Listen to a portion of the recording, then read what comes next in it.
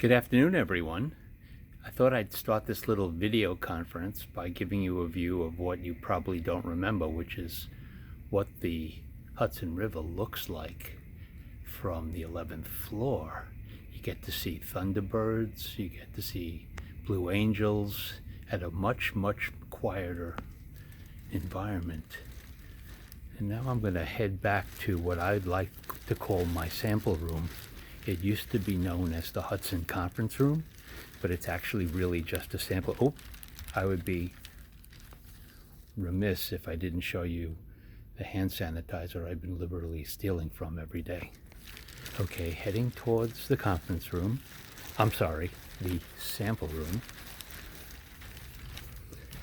Just to give you the overview of the sample room.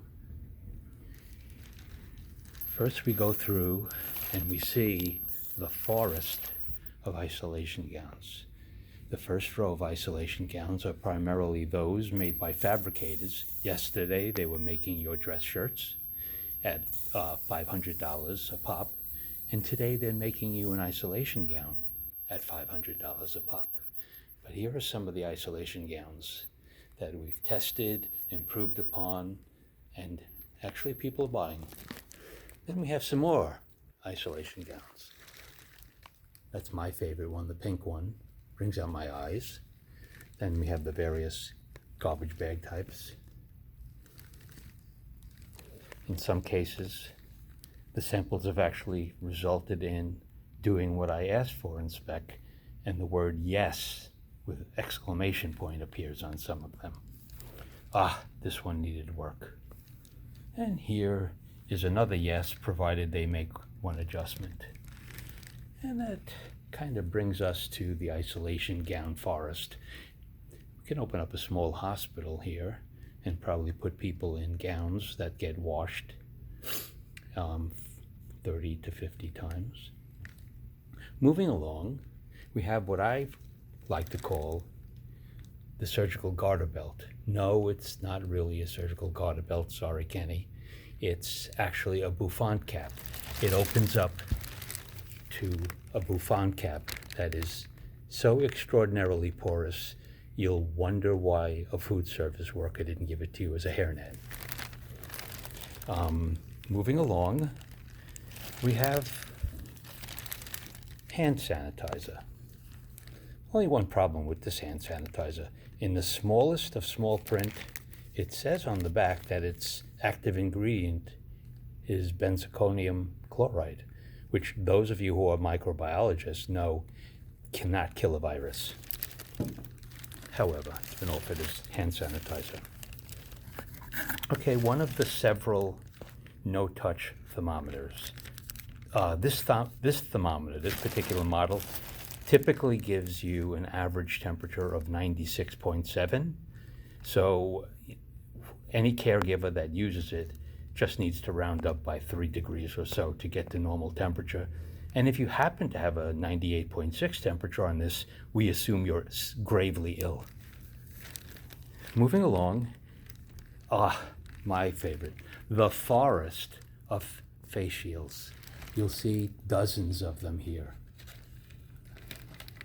Enough to outfit an entire paintball team.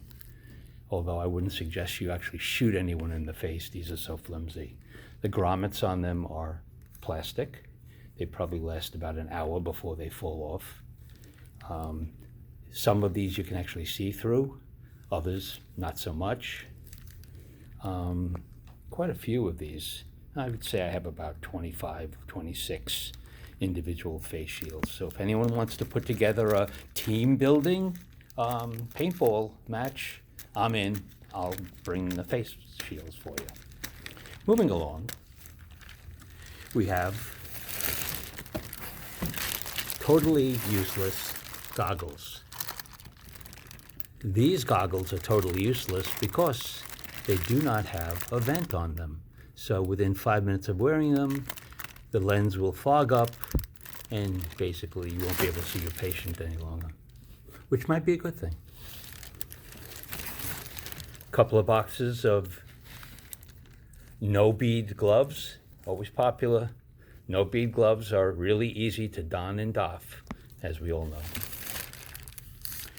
Moving into the KN95 forest, we have all kinds of KN95 masks, some of them to the European standard, some to the Chinese standard, and a sprinkling of unrated surgical filter masks, which obviously can't be used for a viral treating patient, but nevertheless, we have them. I'm thinking of opening up a filtration lab here so I can fully test them. Otherwise, I'm just rejecting them. You've all heard of the famous Dashing factory in Shanghai. Well, here are their best products. Here's a nice Dashing DTC 3B made to the NIOSH standard. A DTC 3X made to the NIOSH standard. And, oh, here's my favorite. This is a 3M mask, 9502 3M mask. However, it's made to the, and don't all jump in now, the GB Chinese standard. I'm trying to find out if someone would rather have something that says 3M on it or something that's actually been tested according to standards that everybody accepts. Finally, and arriving today, not quite sure what it is or why I would want a belly flop, but this is something that gets inflated. I'm saving this for later when I get home. I have no idea what it does, but I'm sure my kids have much better breath than me to inflate it. But I promise you, I will relax and enjoy it when I can. Well, that's it so far. Anxiously awaiting another phone call from the 15th floor to pick up additional samples to test. And when I do, I will add them to the sample room and we can discuss at a later date. Hope you enjoyed the tour. Take care.